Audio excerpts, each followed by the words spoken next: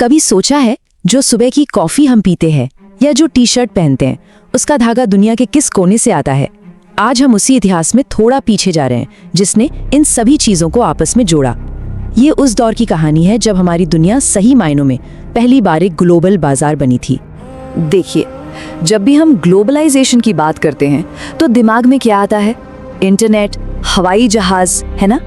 लेकिन क्या कहानी सच में यहीं से शुरू होती है? हमारी दुनिया को जोड़ने वाली पहली कड़ियां असल में कब और कैसे बनी? तो चलिए इस कहानी के पहले चैप्टर में चलते हैं। ये एक ऐसा दौर था जिसने जाने अनजाने में ही सही आज की इस उलझी हुई ग्लोबल इकोनॉमी की नींव रखी थी। इतिहासकार इस दौर को एक खास नाम देते हैं, प्रोटो ग्लोबलाइजेशन, मतलब असली ग्लोबलाइजेशन से ठीक पहले का दौर। ये समय था करीब 1500 से 1800 के बीच का, जब व्यापार और कल्चर का लेन देन एक ऐसे लेवल पे पहुंच गया था जो पहले कभी नहीं देखा गया था। लेकिन हाँ, ये आज के ग्लोबलाइजेशन से बहुत अलग था। इस दौर में ना एक बहुत ही बड़ा बदलाव आया। अब व्यापार सिर्फ राजाओं और अमीरों की चीजों जैसे रेशम और मसालों तक ही सीमित नहीं था। नहीं, अब खेल बदल गया था। अब चीनी, कपास और तंबाकू जैसी आम इस्तेमाल की चीजों का व्यापार हो रहा था और इनकी डिमांड पूरे यूरोप में जबरदस्त तरीके से बढ़ रही थी। तो सवाल ये है कि इस नई ग्लोबल इकोनॉमी को चलाने वाला इंजन क्या था? इसे ताकत कहाँ से मिल रही थी? इसका जवाब एक बहुत ही क्रूर लेकिन बेहद फायदेमंद सिस्टम में छिपा है। इस सिस्टम को हम जानते हैं त्रिकोणीय व्यापार या ट्रायंगुलर ट्रेड के नाम से। ये एक ऐसा आर्थिक चक्र था जो अपने आप चलता था और इसने 3 महाद्वीपों यूरोप, अफ्रीका और अमेरिका को एक बहुत ही दर्दनाक रिश्ते में हमेशा के लिए जकड़ लिया। तो ये काम कैसे करता था? देखिए, पहला कदम, यूरोपीय जहाज बंदूकें और कपड़ा जैसा सामान लेकर अफ्रीका जाते थे और वहां इस सामान के बदले इंसानों को खरीदा बेचा जाता था। दूसरा कदम, इन गुलाम बनाए गए अफ्रीकियों को जानवरों की तरह जहाजों में भरकर अटलांटिक महासागर के पार अमेरिका ले जाया जाता था। इस भयानक सफर को मिडिल पैसेज कहते थे।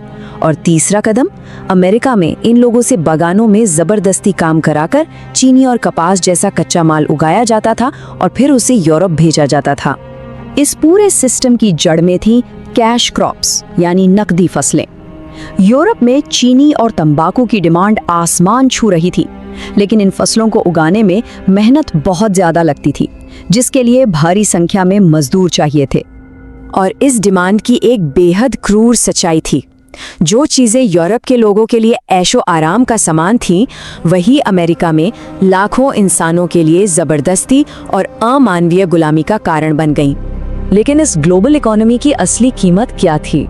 ये कीमत सिर्फ पैसों में नहीं, बल्कि करोड़ों इंसानी जिंदगियों और राजनीतिक उथल-पुथल में चुकाई गई। यह तस्वीर मिडिल पैसेज की उस भयावह सच्चाई को दिखाती है। लोगों को किसी सामान की तरह जहाजों में ठूंस दिया जाता था। वहां के हालात इतने बुरे होते थे कि लाखों लोगों ने तो रास्ते में ही दम तोड़ दिया। ये आंकड़ा सच में दिमाग सुन्न कर देता है। एक अनुमान के मुताबिक करीब 1 करोड़ 20 लाख से 1 करोड़ 50 लाख अफ्रीकी लोगों को जबरदस्ती उनके घरों से उखाड़कर अटलांटिक के पार ले जाया गया। और सोचिए, उनमें से 20 लाख से भी ज्यादा लोग उस भयानक समुद्री यात्रा को कभी पूरा ही नहीं कर पाए, वो रास्ते में ही मारे गए। तो सवाल ये उठता है कि इस पूरी क्रूरता से आखिर फायदा कौन उठा रहा था? सबसे पहले बागानों के मालिक, जो इस मुफ्त की मजदूरी से बेतहाशा अमीर हो रहे थे। फिर यूरोपीय व्यापारी और शहर, जिनकी पूरी की पूरी अर्थव्यवस्था इसी व्यापार पर फल फूल रही थी।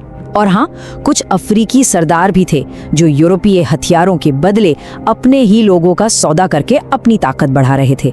और जाहिर है, जब इतना पैसा और मुनाफा दांव पर लगा हो तो लड़ाइयां तो होनी ही थी। व्यापार के रास्तों और जमीन पर कब्जे के लिए यूरोपीय ताकतों के बीच बड़े बड़े युद्ध हुए। इन युद्धों ने दुनिया का नक्शा हमेशा हमेशा के लिए बदल दिया। तो इस सब का आज की दुनिया से क्या लेना देना है? चलिए अब इस बात को समझते हैं कि कैसे इस दौर ने उस दुनिया की नींव रखी जिसमें हम आज जी रहे हैं। ये जो बात कही गई है, ये सब कुछ साफ कर देती है। युद्ध, पैसा और व्यापार, इन तीनों का एक नया गठजोड़ बन चुका था और इसने पश्चिमी यूरोप को एक ऐसी ताकत दी, एक ऐसी बढ़त दी जो दुनिया में किसी और के पास नहीं थी। वो सिर्फ व्यापार में ही नहीं बल्कि जंग के मैदान में भी माहिर होते जा रहे थे। तो यहाँ एक जरूरी बात समझनी होगी, प्रोटो ग्लोबलाइजेशन और आज के ग्लोबलाइजेशन में जमीन आसमान का फर्क है। वो दौर साम्राज्यवाद और जहाजों से सामान ढोने पर टिका था, जबकि आज का वैश्वीकरण पैसे, टेक्नोलॉजी और इंफॉर्मेशन की तेज रफ्तार पर चलता है। लेकिन एक बात पक्की है, पहले दौर ने ही दूसरे के लिए रास्ता बनाया था।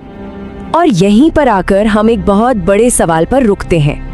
हमारी आज की जो ये ग्लोबल इकोनॉमी है, इसकी जड़ें इतिहास के इसी जटिल और अक्सर क्रूर दौर से जुड़ी हैं।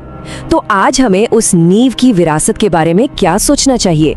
ये एक ऐसा सवाल है जिसका जवाब हम सबको मिलकर खोजना होगा।